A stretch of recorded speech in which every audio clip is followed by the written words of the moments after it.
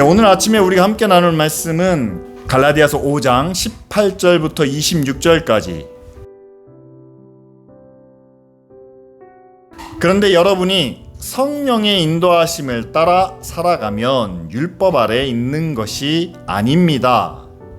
육체의 행실은 환히 드러난 것들입니다. 곧 음행과 더러움과 방탕과 우상 숭배와 마술과 원수 매증과 다툼과 시기와 분냄과 분쟁과 분열과 파당과 질투와 술 취함과 흥청망청 먹고 마시는 노름과 그와 같은 것들입니다. 내가 전에도 여러분에게 경고하였지만 이제 또다시 경고합니다. 이런 짓을 하는 사람들은 하나님의 나라를 상속받지 못할 것입니다. 그러나 성령의 열매는 사랑과 기쁨과 화평과 인내와 친절과 선함과 신실과 온유와 절제입니다. 이런 것들을 막을 법이 없습니다. 그리스도 예수께 속한 사람은 정욕과 욕망과 함께 자기의 육체를 십자가에 못 박았습니다. 우리가 성령으로 삶을 얻었으니 우리는 성령이 인도해 주심을 따라 살아갑시다. 우리는 잘난 체하거나 서로 노엽게 하거나 질투하거나 하지 않도록 합시다. 아멘.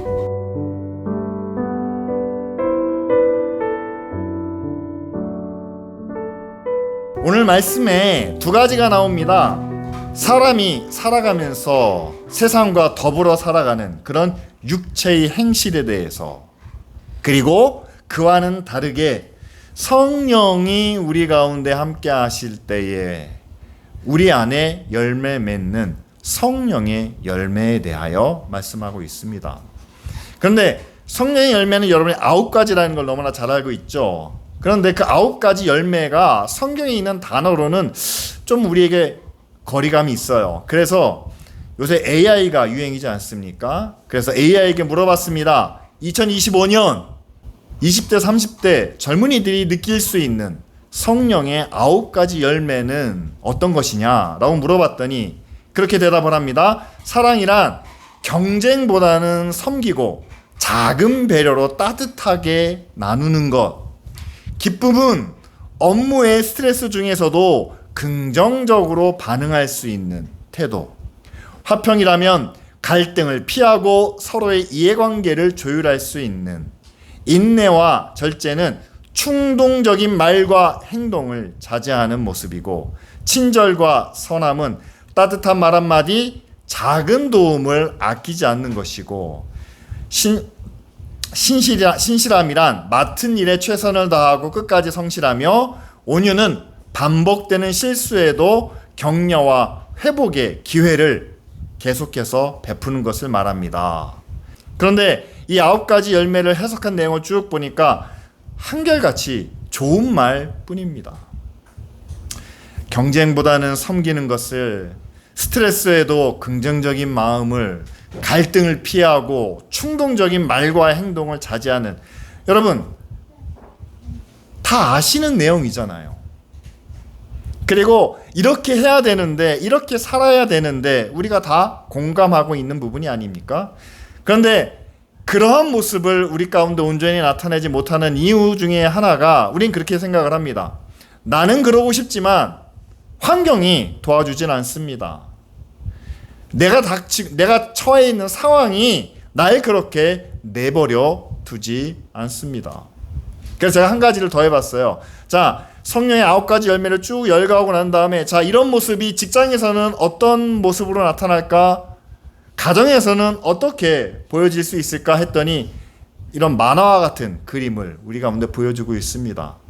회사 안에서 동료끼리 서로 인사를 나누는, 가정 안에서 부모의 사랑 가운데 건강하게 자라고 있는 그 아이들의 모습을, 자, 이 모습을 보시면 어떻습니까?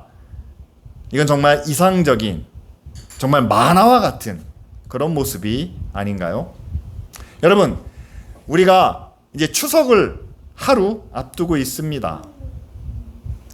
올해는 특별히 태풍의 피해가 없다라고 합니다. 그래서 사과나 배 그런 과일들의 수확이 좋다고 얘기를 하네요. 농부들이 봄에 씨를 뿌려서 정말 한여름 무더위 가운데 흘린 땀과 수고가 이제 가을에 비로소 결실을 맺고 있습니다. 그런데 여러분 잘 아시지 않습니까? 작년에도 그랬고 재작년에도 그랬고 해마다 이렇게 그 수확의 결과가 좋은 것만은 아니라는 것을 우리는 잘 알고 있습니다.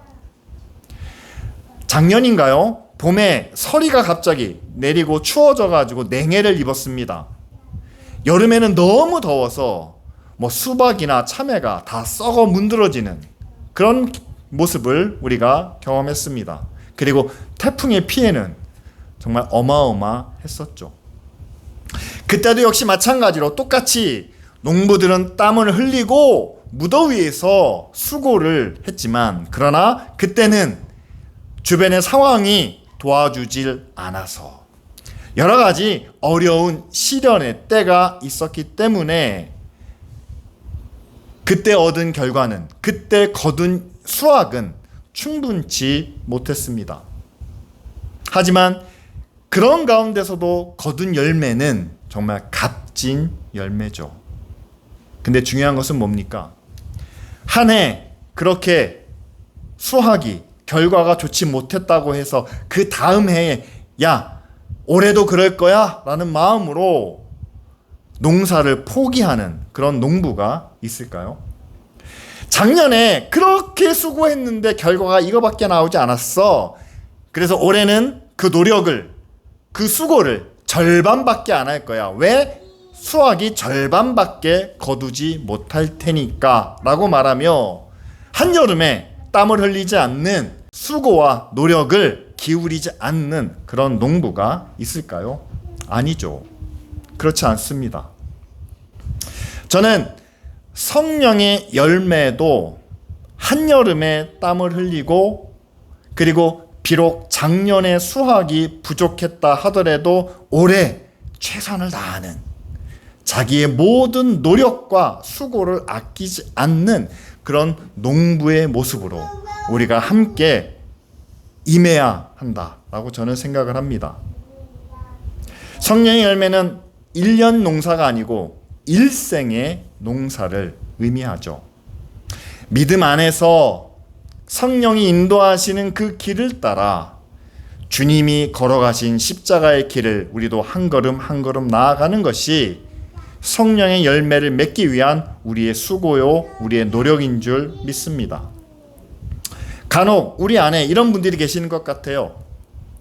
성령의 능력, 성령의 권세를 강조하다 보니까 그 성령님이 내 마음 가운데 오시면 우리는 그냥 성령이 하시는 일이 마치 80%, 90% 되고 나는 거기에 순종하기만 하면 저절로 우리 안에 성령의 열매가 맺히는 것이 아닌가.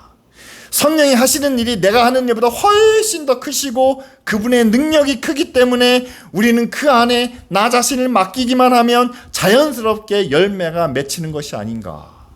근데 여러분 한번 오늘 말씀 가운데 나타난 열매를 다시 한번 생각해 보시길 바랍니다. 성령이 여러분들에게 임했을 때 여러분 안에 그냥 사랑의 열매가 그냥 맺히시던가요? 성령께서 여러분들 가운데 말씀하시니까 그래 내가 경쟁보다는 섬겨야지 그런 마음, 그런 말 한마디로 정말 사랑이 실천되던가요? 하나님이 주시는 그 기쁨을 우리가 함께 나눠야 됩니다. 평화를 누려야 됩니다. 그런데 내가 양보하지 않고 내가 손해보지 않고 내가 배려하지 않고 정말 우리 가정 안에 기쁨과 평화가 저절로 이루어지던가요? 인내와 절제도 그렇습니다. 참아야 되잖아요. 여러분 부모님이 자녀를 얼마나 참아주십니까? 말 한마디 행동 하나에도 그것을 참고 책임을 졌기 때문에 절제하는 모습으로 그리고 앞에 있는 사람이기 때문에 모든 사람에게 친절과 선함을 나타내야 되는 여러분 따뜻한 말 한마디도 누군가를 도와주는 행동 하나도 우리의 노력과 수고와 헌신이 없이는 절대 이루어지지 않는다라는 사실이죠. 성령의 열매는 성령께서 우리의 앞길을 또한 우리의 미래를 인도해 주시는 가운데 우리의 수고와 우리의 땀과 우리의 노력과 우리의 의지적인 결단을 통해서 맺혀진다는 사실을 꼭 기억하시길 바랍니다. 내가 마음으로 믿으니까, 내 안에 성령님이 계시니까 나는 당연히 열매를 맺을 거야. 아닙니다. 성령이 안에 계셔도 우리의 마음이, 우리의 믿음이 내 결단으로, 내 의지로 표현되지 않는다면 절대로 열매는 맺히지 않습니다. 저는 제 주변에 있는 많은 목사님들을 보면 그래요. 여러분, 목사님이 됐으면 당연히 그 안에 성령이 계시지 않겠습니까? 그런데 성령이 그 안에 계시는데 여전히 인격적으로 모순된, 다른 사람들을 배려하지 못하는, 그리고 결과적으로 사람들에게 인정받지 못하는 그런 분들을 보게 됩니다. 무엇이 문제일까요? 성령이 없어서, 기도가 부족해서, 믿음이 연약해서? 아니요. 성령이 말씀하시는 대로, 믿음의 선한 양심이 가리키는 대로 내가 결단하고 내가 의지를 가지고 섬기지 못하고 희생하지 못하는 우리의 인격적인 부족함 때문이 아닌가. 여러분, 우리는 그렇게 생각해야 되겠죠. 여러분, 결단이 필요합니다. 의지가 필요합니다. 수고와 땀과 눈물과 헌신이 필요합니다. 그래야만 열매를 맺을 수 있습니다.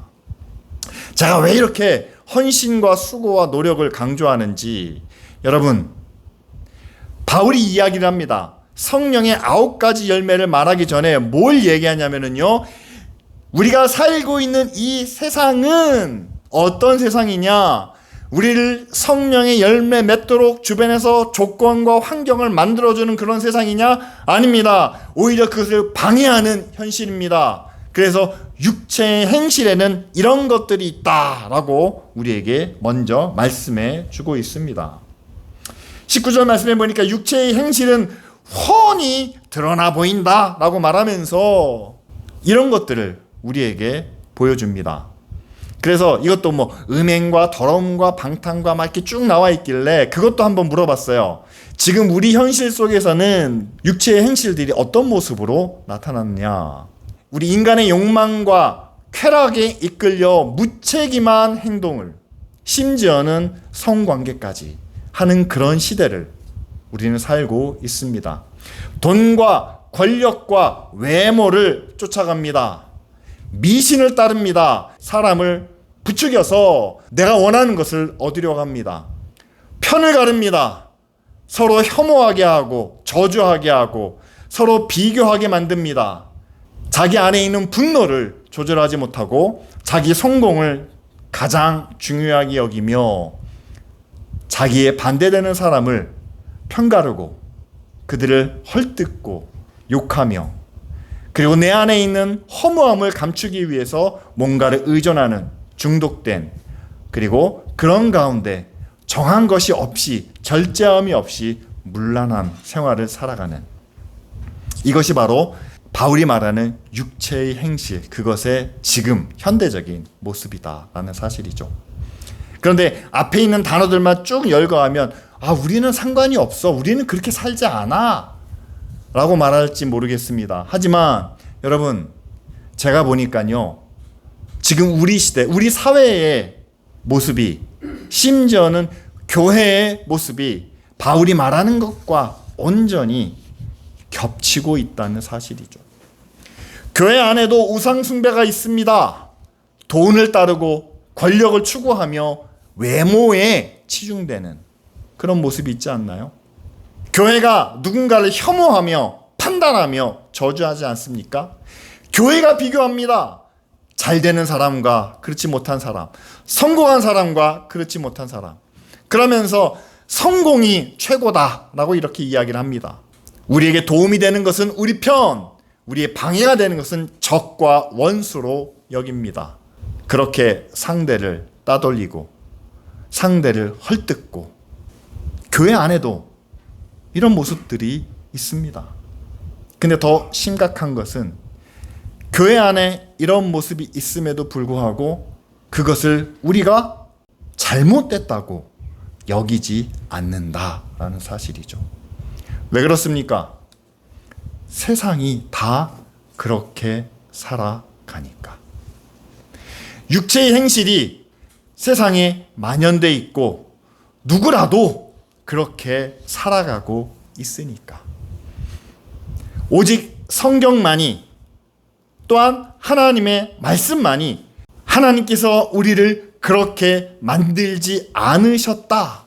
하나님은 우리에게 그런 것들을 원하시지 않는다 라고 말하기 때문에 우리는 거기서 돌이켜야 됩니다. 우리는 그러지 말아야 합니다 라고 주장하는 가운데, 여러분, 누구라도 그렇게 하니까 우리도 그래도 된다, 그래도 상관없다 라는 말이 세상 가운데 널리 퍼져 있기 때문에 우리는 그것이 잘못되었다고, 우리는 그것이 문제라고 지적하지 못하는 그런 세상을 살고 있다라는 사실이죠.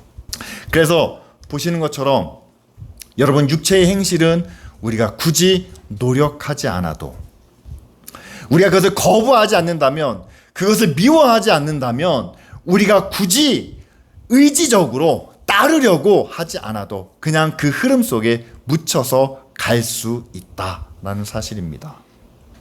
오히려 그것으로부터 우리가 벗어나야 된다, 우리가 거기서부터 돌이켜야 된다라고 한다면 우리는 그 흐름에서 빠져나오기 위해서, 마치 급류에 휩쓸리는 사람이 거기서 벗어나기 위해서 몸부림을 치는 것처럼 우리는 세상에서 믿음의 삶을 살기 위해 몸부림치는 그런 믿음의 결단이 우리 모두에게 필요하다는 사실이죠.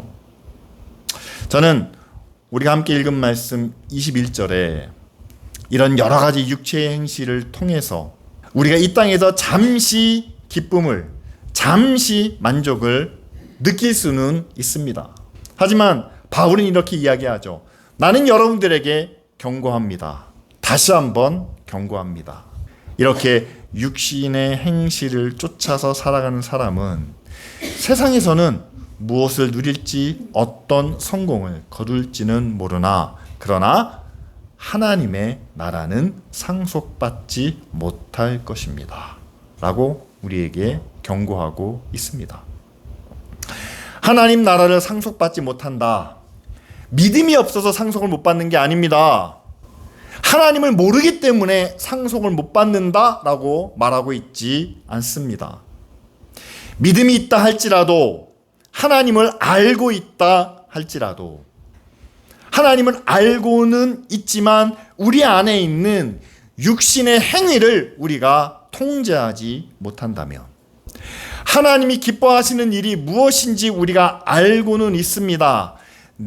나를 통해서 하나님이 사랑을 나타내시고 기쁨을 이루시고 평안을 이루시고 나로 하여금 인내하며 절제하고 친절하고 선하게 하시는 이 모든 것을 우리가 알고는 있지만, 하나님이 기뻐하시는 성령의 열매를 우리가 맺지 못한다면 그것으로 인해 우리는 하나님의 나라를 상속받지 못한다라고 우리에게 말씀하고 있는 거죠.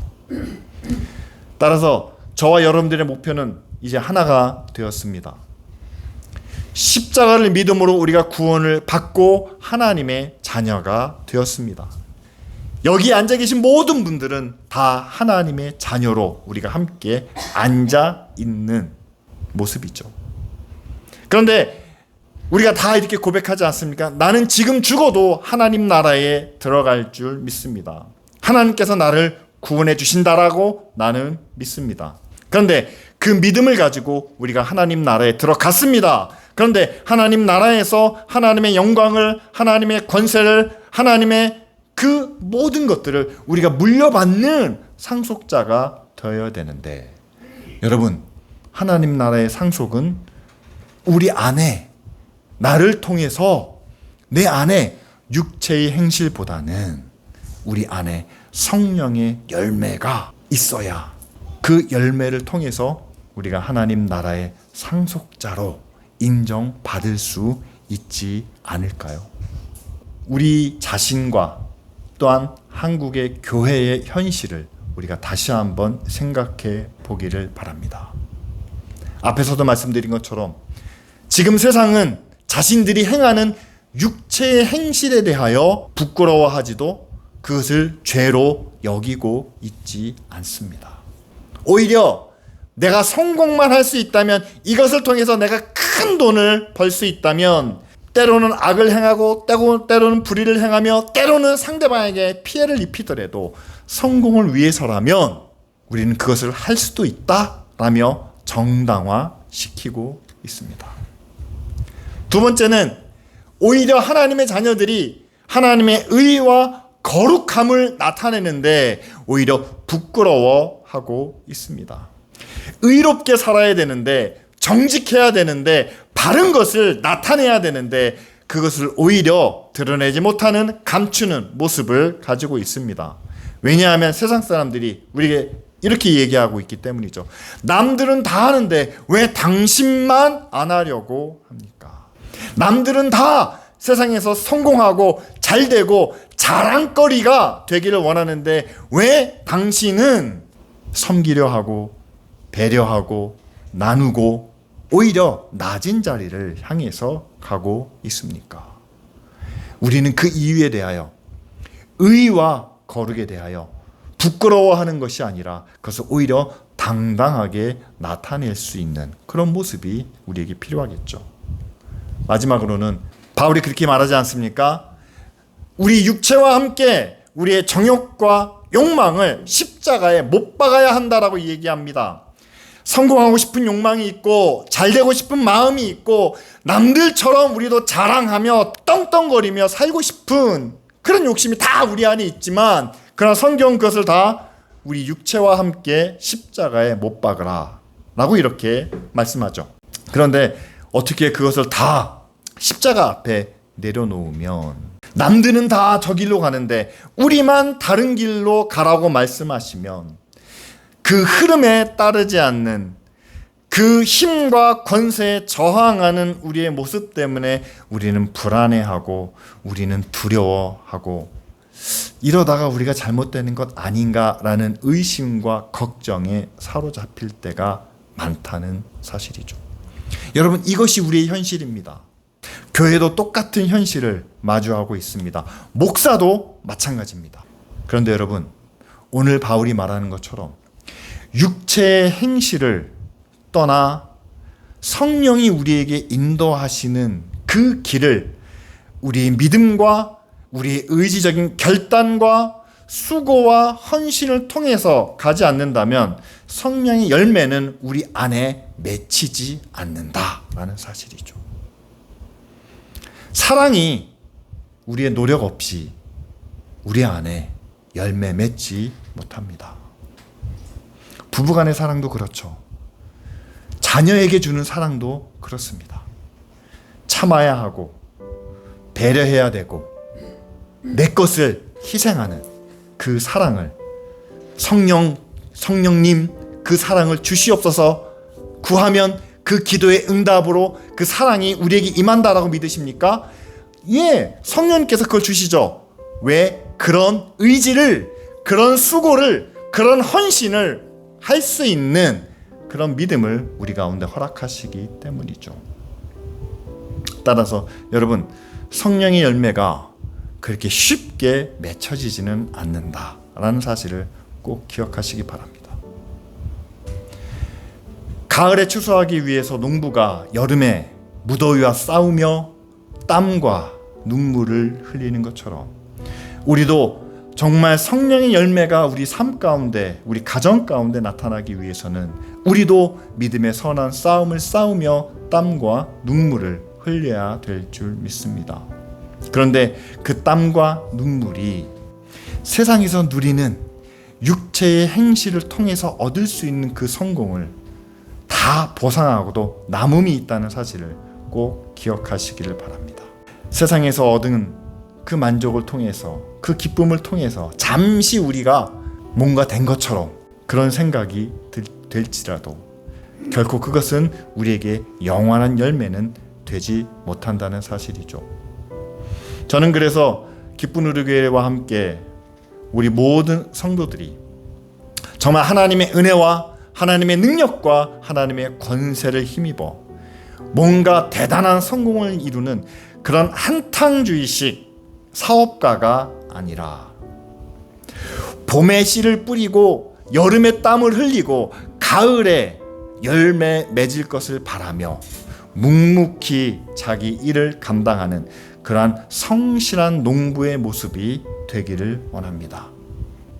올해 열매가, 올해 수확이 적을 수는 있습니다. 그러나 그 적은 것 때문에 우리는 농사를 포기하지 않습니다.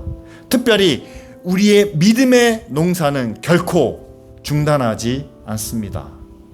올해 수확이 적었으면 내년에는 더 많은 열매를, 더 많은 결과를 우리가 함께 거둘 것을 믿고, 보이지 않는 성령의 열매가 무더위 속에서 또한 태풍 가운데서도 하나님이 함께 하시는 그 은혜로 우리 마음 가운데, 우리의 삶 가운데, 그리고 우리의 가정 가운데 귀한 열매로 맺혀질 수 있도록 이 시간 함께 기도드리겠습니다.